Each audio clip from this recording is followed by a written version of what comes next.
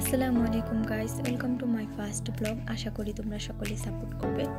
আমরা সকলে ঈদের পরে কেরানীগঞ্জ ঘুরতে গিয়েছিলাম শহীদ পার্কে। পার্কটা খুব সুন্দর, রাতেও খুব এনজয় করছিল, ঘুরছিল। তাই ভাবলাম তোমাদের সাথে একটু শেয়ার করি।